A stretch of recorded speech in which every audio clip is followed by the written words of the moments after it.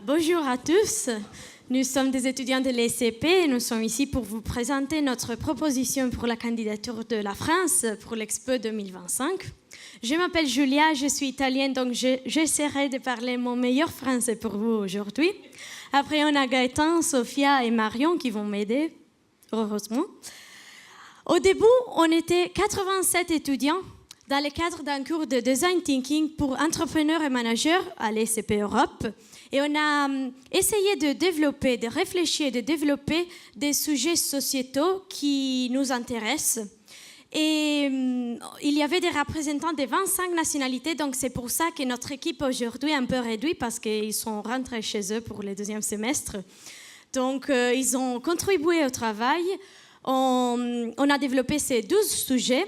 On les a testés pendant une nuit entière où on a développé notre prototype et on les a proposés aux 350 bêta-testeurs. Et je pense qu'il y en a entre vous aujourd'hui avec nous ici.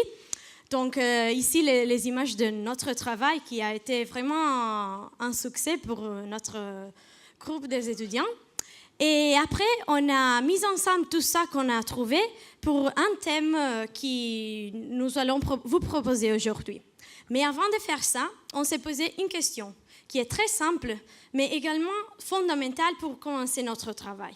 Donc, est-ce que ça va être intéressant d'organiser encore une exposition universelle? Donc, ça pourrait être une traduction qui n'est pas du tout moderne en 2025. On a réfléchi beaucoup et on a choisi que la réponse est oui, il faut la faire. Donc, on est ici pour une raison.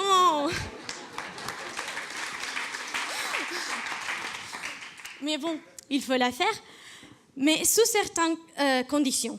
3 principalement. L'exposition doit être vraiment universelle. Donc, tout le monde doit avoir accès à cette exposition. Donc, sans limite géographique, politique, économique.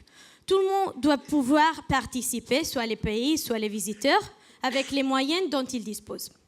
Après, l'exposition doit être créatrice de valeur. Donc, ça doit avoir des résultats qui sont permanents, qu'on peut voir après l'exposition, soit culturelle, soit physique. Paris va gagner quelque chose après, tout le monde va apprendre quelque chose. Donc, on sait que le but d'une exposition, c'est d'avancer, de marquer son époque. Donc, notre exposition devra faire bien ça. Et après, ça devra être participatif. Donc, ça signifie que, selon nous, ce n'est pas suffisant de pouvoir avoir accès à l'exposition, mais il faut aussi participer, être engagé et vivre l'exposition, pas la visiter seulement. Donc, après avoir dit ça, Gaëtan va vous expliquer notre proposition en détail.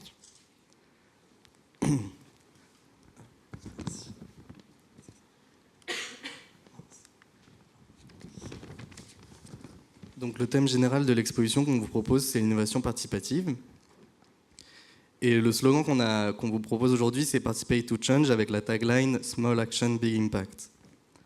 Donc, pourquoi on a choisi ce thème-là? C'est parce qu'à l'heure actuelle, il y a beaucoup de concepts qui émergent.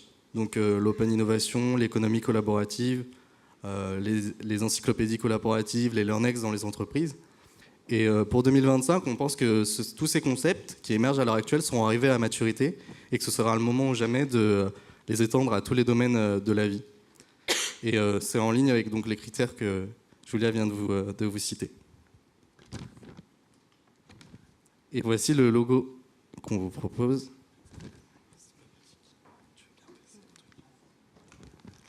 Et donc voici le logo qu'on vous propose.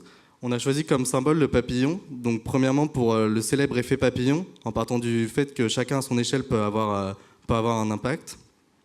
Et d'autant plus si on collabore les uns avec les autres. D'autant plus, nous, le futur, on le voit beau, léger, poétique, comme un papillon. Et aussi parce qu'on pense que le monde, en fait, il se transforme et qu'il est vraiment capable de se transformer, d'où le papillon. Et donc, en fait, dans cette exposition, on a d'abord identifié 8 thèmes qu'on a ensuite croisés pour avoir un regard plus riche. Et donc, je vous les présente. Donc, le premier, c'est Time et Risk Taking. Le deuxième, c'est Food Sharing. Troisième, Éducation et Active Citizenship. Et le quatrième, Cities et Human Interaction. En fait, l'idée de ces thèmes, c'est qu'ils ont tous un rapport avec l'homme et l'humain. Donc le temps, la nourriture, les villes. Mais ils croisent aussi un second thème qui est, selon nous, une piste de résolution des enjeux qu'on a soulevés dans nos recherches et dans ce qu'on va vous proposer. Brièvement, les risques, la prise des risques et les temps, on a choisi ces sujets-là parce qu'en fait, participer, faire des pas, faire des actions pour créer quelque chose tous ensemble, ça représente un risque. Et on a pensé de représenter tout ça.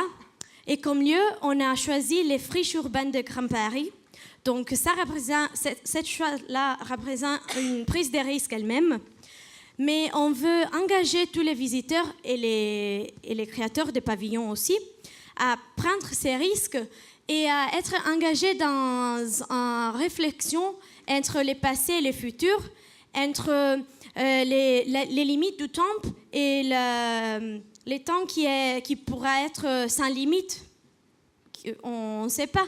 Donc, les friches peuvent être un lieu de réflexion. Et c'est pour ça qu'on a choisi de lier ces thèmes à ces lieux pour notre exposition comme premier deux sujets ensemble à représenter. Donc le deuxième sous-thème qu'on voudrait vous présenter, on a fait ces petits mood boards pour vous donner un petit peu une impression, un petit voyage imagé. Donc le deuxième thème, c'est l'éducation et la citoyenneté active. On a choisi comme lieu la place du Trocadéro, un axe qui va de la place du Trocadéro jusqu'à l'école militaire pour plusieurs raisons, notamment pour le symbole. Enfin, c'est vraiment un axe symbolique pour Paris, donc on voulait qu'il soit représenté. Il y a aussi la Seine qui traverse cet axe et ça nous paraissait tout à fait approprié et de bon ton puisqu'on parle d'éducation et donc de transmission. Donc on avait cette idée du fleuve qui traverse. Et également, il y a le siège de l'UNESCO pas très loin, donc qui nous ramenait toujours dans cette dimension extrêmement importante pour l'éducation et la citoyenneté active, qui est celle de la transmission. Le thème suivant qu'on vous proposait, le troisième thème, est celui de la nourriture et du partage. Ici, on a choisi de le placer dans le parc de la Villette, qui a une forte dimension symbolique encore ici, puisque c'est l'ancien site des abattoirs de Paris. C'est également un lieu extrêmement moderne, d'une très grande dimension, donc qui serait approprié à une exposition universelle. Et enfin, on arrive au dernier thème, qui est celui des villes. Ouais, c'est ça. Qui est celui des villes et du vivre ensemble. Là, on a décidé en fait de le placer à la Défense avec un pari qui est assez osé, puisqu'on s'est dit que on pourrait occuper en fait, je ne sais pas si vous êtes à connaissance du fait qu'il existe des espèces de cathédrales de béton sous la Défense, donc des espaces qui sont vides et qui pourraient être exploités, qui cherchent qui cherchent à être exploités. Donc il y a des projets pour ça, mais on pense que l'exposition universelle pourrait avoir lieu là-bas. Donc l'exposition occuperait à la fois les sous-sols, les esplanades et également, toujours dans cette optique d'accessibilité, l'intérieur des bureaux. Donc par exemple, chaque tour pourrait mettre à disposition de l'exposition un étage. Par exemple, le sous-sol, le lobby. Bon, tout ça, c'était un petit voyage dans les pavillons qu'on vous propose. Maintenant, il faut savoir aussi que ça va être co-construit. Notre proposition est co-construite, donc libre au pays, libre aux exposants de proposer et de réinterpréter ces thèmes. C'était juste un espèce d'amuse-bouche pour vous. Mais on a quand même certaines lignes générales qui sont, selon nous, importantes et qui devraient être présentes partout, peu importe la réinterprétation des pays. La première, c'est l'accessibilité pour les participants, c'est-à-dire qu'on veut que tous les participants qu'ils désirent puissent vraiment exposer d'une manière ou d'une autre. Parmi ces participants, on peut trouver les pays, bien sûr, les régions, mais également des villes, pourquoi pas Marseille, qui propose son pavillon à Paris, des entreprises également, et des organisations, des ONG. Donc on veut vraiment ouvrir la possibilité de participer à toute forme de participants possible. Maintenant, comment est-ce qu'on peut réussir à faire ça ? Il y a plusieurs... on a pensé de rendre ça possible en proposant en fait différentes modalités de participation, notamment 5 principales modalités de participation. La première, c'est celle que vous connaissez tous, c'est le pavillon classique. Donc un pays X, une entreprise X prend son pavillon individuel et construit sa proposition pour l'expo. La deuxième modalité de participation à l'expo, ce serait des pavillons itinérants, ce qui est un concept, à mon avis, un peu plus novateur. Et donc, en fait, on peut imaginer très bien, là, vous avez des images d'un tuk-tuk, d'un bateau, d'un espèce de vélo. Pourquoi pas des pavillons qui se meuvent dans toute la France, qui se déplacent, et comme ça, on aurait une exposition mobile. Voilà. La troisième modalité de participation, c'est les pavillons relais. Parce que notre exposition ne doit pas être seulement mobile, ça doit être aussi une exposition de proximité. Donc effectivement, la majeure partie de l'exposition aura lieu à Paris ou dans le Grand Paris, mais nous voulons aussi qu'il existe des pavillons relais dans les zones d'origine des différents participants. Donc par exemple, si on prend la région PACA, il pourrait décider, oui, je veux participer à l'exposition, par contre, je pense qu'il est important que mes citadins, enfin les gens de ma région, aient accès directement chez eux, donc ils construiraient un pavillon chez eux. La quatrième modalité d'intervention pour cette expo, c'est la prise en charge d'événements, pour des raisons d'accessibilité financière, tout simplement. Et aussi parce que les groupes précédents l'ont très bien montré, à mon avis, l'animation et l'aspect événementiel pendant une exposition universelle est extrêmement important. Enfin, la dernière modalité qu'on propose et qui nous est extrêmement chère, c'est celle des résidences d'artistes. On aimerait avoir 200 artistes présents sur l'exposition, pendant l'exposition. Et en fait, ils auraient un rôle extrêmement important selon nous, qui sera en fait de contribuer à la vie de l'exposition, d'apporter quelque chose. Donc ils pourraient avoir un espace dédié dans ces pavillons et en fait modifier leur espace en fonction de ce qui se passe, en fonction de la vie justement dans l'exposition. Donc le pavillon le jour J, le premier jour de l'exposition ne sera pas pareil que le pavillon le dernier jour de l'exposition, parce qu'entre-temps, il y aura une vie, une organisation et une animation de la part de ces artistes. Également, ces artistes prendraient d'une certaine manière la responsabilité et la tâche de mettre en forme d'une certaine manière tout le patrimoine et toute la mémoire de l'exposition, de manière à ce que le passage aux générations suivantes soit plus facile. Donc vous voyez qu'on obéit à 2 mots d'ordre, enfin, en tout cas on a 2 mots d'ordre dans l'organisation de cette exposition. Le premier mot d'ordre, c'est la co-construction, et le deuxième mot d'ordre, c'est l'interaction. Ces 2 mots d'ordre, ils sont applicables aussi bien pour les pavillons que pour les visiteurs, aussi bien pour les exposants, les participants, que pour les visiteurs.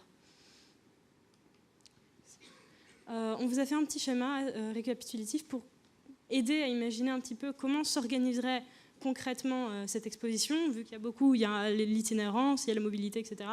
Donc au centre, vous avez dans le Grand Paris un exemple de village, de pavillon, donc avec les pavillons classiques. Autour, vous avez les pavillons relais qui seront placés dans les régions de France, mais également dans d'autres pays. Et le dernier axe, le dernier cercle qui est fondamental pour nous, c'est le web. Puisqu'il faut également, c'est absolument nécessaire d'avoir une bonne visibilité et d'engager les parties prenantes aussi à travers le web. Il faut bien avoir présent donc, qu'il y a aussi la dimension de la mobilité. Ça veut dire qu'on peut voir des liens entre ces différents cercles, des liens physiques grâce aux moyens de transport qui sont mobilisés par les exposants, mais également des liens virtuels, donc par le web, ou également on pensait tout simplement grâce aux technologies comme la vidéoprésence, d'avoir vraiment des liens extrêmement forts entre les pavillons qui sont placés dans le Grand Paris et les pavillons qui sont les pavillons relais. Ici, juste pour noter, vous voyez que l'organisation du village au centre est construite en fait, selon l'optique de la co-création. On a des espaces intermédiaires en fait, qui servent de transition entre les différents pavillons, et ces espaces-là seraient absolument co-construits entre les différentes nations, tout comme serait co-construit le parcours. C'est-à-dire qu'à aucun moment on entre dans un pavillon d'une nation, on ressort et on rentre dans un autre pavillon. C'est-à-dire qu'il faut que le parcours soit vraiment établi entre les différentes nations et qu'il y ait un sens logique dans tout ça. Maintenant, si on veut que tout ça se réalise, et tous ces beaux projets et ces beaux plans et ces idées, il faut qu'on arrive à convaincre les gens de soutenir ce projet. Alors, pourquoi Paris ? Alors déjà, premièrement, parce que Paris, c'est la première destination touristique. Paris est synonyme de rêve, de magie, de romantisme. Qui n'a jamais rêvé tomber amoureux à Paris ou de Paris ? Mais avant tout, Paris, c'est la référence culturelle avec ses 130 musées juste dans Paris intramuros. C'est la terre d'accueil et la muse de nombreux grands artistes. En plus de ça, pareil, une histoire toute particulière avec cette exposition. Paris est à l'exposition universelle ce qu'Athènes est aux Jeux Olympiques. Et pour gagner, elle devra prouver qu'elle est la version moderne de l'exposition universelle. Mais au-delà des qualités et des richesses de la ville, Paris gagnera grâce à ce projet innovant et 100% inclusif qui permettrait à tous les pays de participer pleinement et selon leurs moyens. Effectivement, donc notre concept d'exposition en fait, saura attirer l'intérêt de tous les pays, même ceux qui ont un budget réduit. Donc dans notre proposition, nous avons plein de choses très attractives et innovantes. Nous imaginons un roadshow professionnel, créatif, inclusif et surtout décoiffant par sa générosité et son appel entrepreneurial. Donc, par exemple, une de nos grandes propositions est un projet qui s'appelle Why Paris, qui en fait offre à des artistes de chaque pays la possibilité de s'approprier et de revisiter un monument parisien. Donc voilà, donc ça c'est pourquoi Paris. Maintenant, les premiers en fait finalement à convaincre, ce sont les Parisiens eux-mêmes, parce qu'au-delà des retombées économiques attendues, il faut que les Parisiens soutiennent cette proposition pour plusieurs raisons. Donc la première, c'est qu'elle permettrait d'améliorer leur quotidien, notamment par les démarches publiques qui moderniseront toutes les infrastructures. Les Parisiens verront enfin leur transport en commun amélioré, qui ici ne s'est jamais plaint des problèmes dans le métro ou dans le RER. Donc voilà, mais tous ces projets de bonification sont souvent freinés par la morosité du quotidien. Et la venue de cette exposition universelle permettra de rebooster tous ces projets, comme par exemple le Grand Paris, dont on parle depuis des années et qui en est toujours au stade presque zéro. Avec l'exposition universelle, ça permettra de rebooster ce projet et d'enfin réconcilier Paris avec ses environs. Mais voilà, au-delà de tout cela, l'exposition universelle permettra aussi de pousser les Parisiens à prendre soin de leur ville, parce qu'effectivement, une exposition universelle est un levier très fort pour le changement, pour les individus et les entreprises, et ça me permettrait d'enfin changer cette image d'une ville vieillissante, ennuyeuse, que les jeunes abandonnent. Et donc voilà, ça donnerait un élan de dynamisme et ça serait une réelle cure de jeunesse pour la ville. Et voilà, et si tout cela ne vous a pas convaincu, tu peux mettre la dernière slide. Peut-être que ça vous rappelle quelque chose. Donc voilà. Merci.